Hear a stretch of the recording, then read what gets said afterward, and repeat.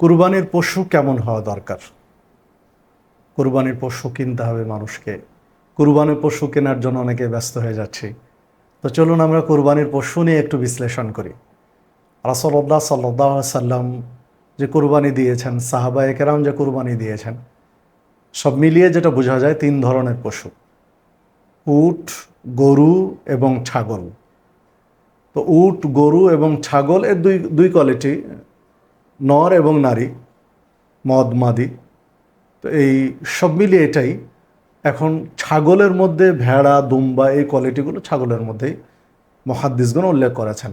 ঠিক মেষ কুরবানিকেও জায়েজ বলেছেন, যেটা গরুর সমজাতীয় পশু হিসাবে মেষ কুরবানিকেও চাইলে দিতে পারে।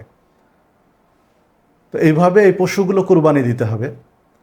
তো এই ক্ষেত্রে আরেকটি বিষয় লক্ষণীয় বা বিশ্লেষণের দরকার, সেটি হচ্ছে খাসি কুরবানিকে কেউ কেউ বলতে চেয়েছেন বা এই যুগে এসে খুঁত বলে উল্লেখ করছেন।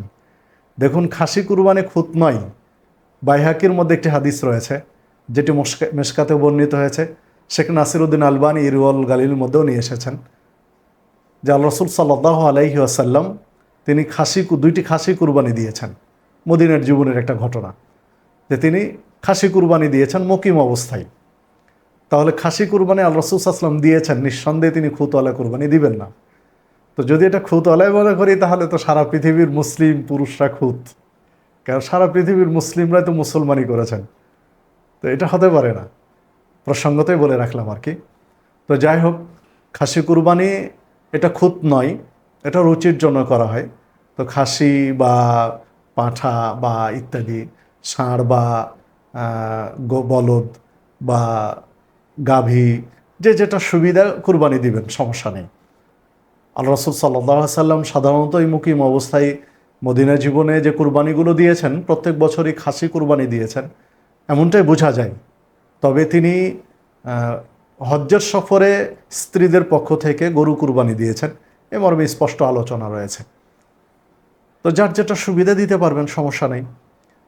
তবে অবশ্যই যেটা লক্ষণীয় বিষয়, যে পশু কিনতে গিয়ে খেয়াল করতে হবে আপনাকে, যেন স্পষ্ট খোড়া, কান কাটা, স্পষ্ট কান কাটা বা শিং ভাঙা এই খুঁতগুলো যেন না থাকে। এই খুঁতগুলো থাকলে এইসব পশু আপনাকে কেনা যাবে না, এগুলো এড়িয়ে যেতে হবে।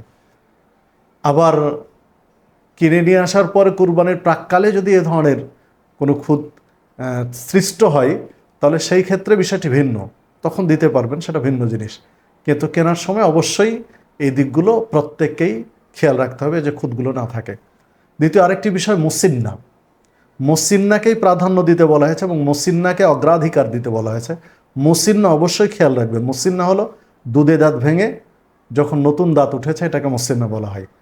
কোনো কারণে যদি দুষ্প্রাপ্য, দুর্লভ হয়, তাহলে মুসিন্নার কাছাকাছি সমবয়সী হলে এটাকে জায়েজ বলা হয়েছে। যদি মানে সাধ্যের বাহিরে যায়, তাহলে তবে আপনাকে আমাকে মুসিন্নাকেই প্রাধান্য দিতে হবে। তো জাযাকাল্লাহ খায়র। কুরবানির পশু ক্রয় করতে গিয়ে অবশ্যই আমরা খেয়াল রাখবো।